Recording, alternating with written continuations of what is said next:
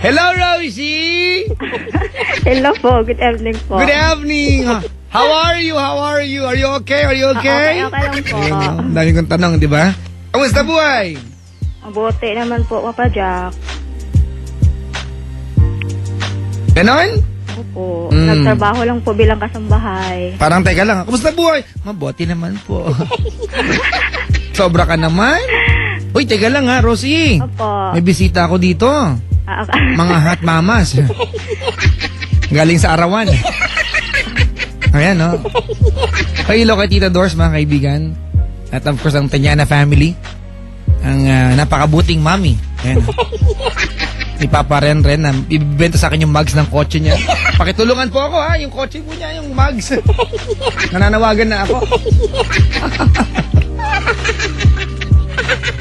Rosie! Opo, Papa Jack. Ano ang paglalengkod ko sa iyo? Hihingi lang po sana ako ng payo. Oo. Kung tama po ba itong ginagawa ko, yung naging decision ko Sige po, lakasan mo lang yung voice mo, dikit mo yung labi mo sa labi ko. Sige para po. maramdaman natin yung mga labi natin, ha? Okay na po, Papa Jack. Okay na, nararamdaman ko na. May dry lips ka. Dali, kwento. Ganito po, mahaba-haba po ito, Papa Jack. Okay lang, may magdamag tayo. Sige po, salamat. O sige, magdamag, pagtripan mo ako. Ganito po kasi yun, Papa Jack. Year 1996, kinasal po ako. 1996, kinasal ka. Opo, 19 po ako noon. 19 ka noon. Opo. Tapos, Teka lang ha, 1996. Opo. Para magulo. 1996 nga ako ikinasal. 19 ka noon. 19, bali... Ilan taon ka na ngayon? 33. Parang malabo. Bakit po? 1996 tapos 19 ka noon, tapos 36 ka na ngayon. Anong kalendaryo gamit mo? 19 ako ikinasal eh. 19 ako ikinasal 1977 ako. 19 ka kinasal. 19 years old ka kinasal. Opo. Okay, kinasal ka noong 1996. 1996 ba nga? Di ibig sabihin, nakakalipas pa lang 5 taon. Ay, hindi. Diba tama? 5 taon? 4. Hindi kasi 19 kaya ako ikinasal. Hindi, joke lang. Tama ba, Papa Jack? Tama ka, nililito lang kita.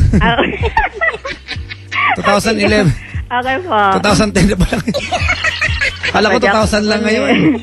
Akala ko rin kasi feeling ko 19 din ako. 19, dihan nyo na ako ha. Sige po. Baka may nakikinig na naging estudyante ko. Nung professor ko na, pakatanga oh. Mat lang, hindi magawa ng matino. Dali tapos?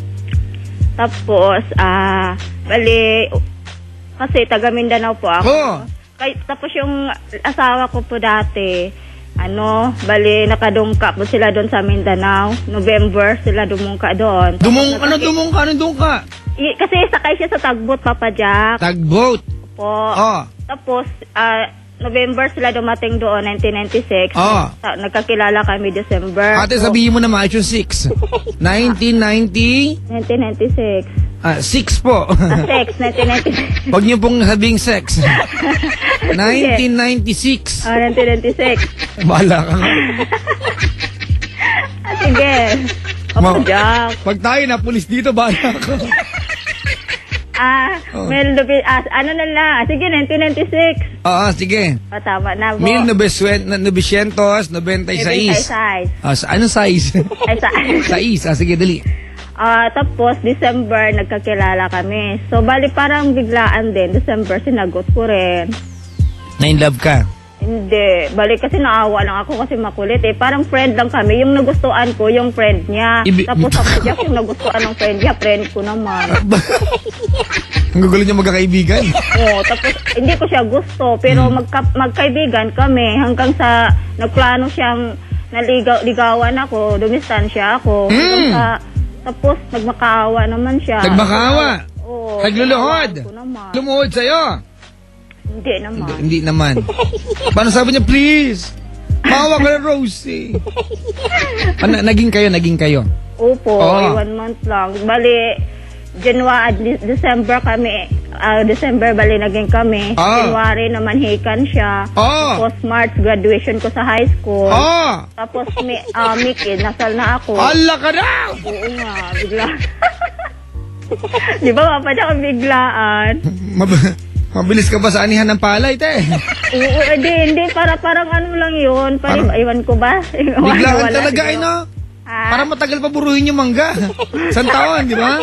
Hindi kasi Papa Jack, may edad na siya. Ilan taon? Sabi ko sa sarili ko, di baling mag-asawa ko ng bata pa ako. Basta yung parang asawa ko, medyo may edad na kasi marunong na yan sa pamilya. Ganon. Tama ka ba sa naisip mong yon?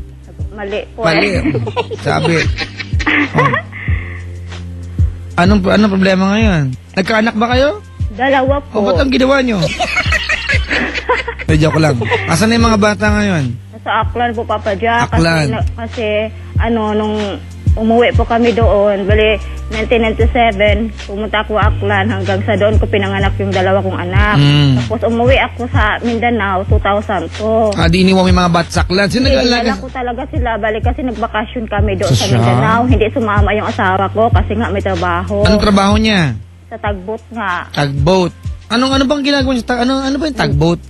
Bali, radio operator kasi siya, Papa Jack, siya yung taga-report kung saan na sila. Ganun. Po. Panghatak na boat. Tugboat. Yung pala yun, tatanga-tanga talaga ako. Tugboat pa talaga tawag doon? Opo. Hila ng barge. Okay, nag-gets ko na. Oh. Sorry mga kaibigan, wala ka alam sa ganyan, ha? Dali. Ngayon, anong problem mo ngayon? Tapos, ang ko lang, Papa Jack, tapos bali, umuwi kami doon 2002 sa Mindanao. Tapos, kinuha niya kami ng 2002 din. Ayaw kong umuwi kasi nga, bago lang ako nakauwi sa amin. Gusto niya, 1 buwan lang akong bakasyon. Gusto ko rin, kung ilang taon ako dun kasi ayaw ko talaga doon sa pamilya niya, Papa Jack. Bakit? Kasi pakialamera nanay niya Kasi kahit nakabukod kami, kung ano ginagawa ko, iniintrahan niya. Ganon. Sabi, kung gagamit ako gasto, boda ako gagamit gasto, magasto sa gas. Asawa ko daw nagpakahirap, ako daw nagpakasarap. Paano yung mga dalawa kong anak? Hindi dapat nanagot mo, minsan din pakasarap din naman siya. Di ganito, alright.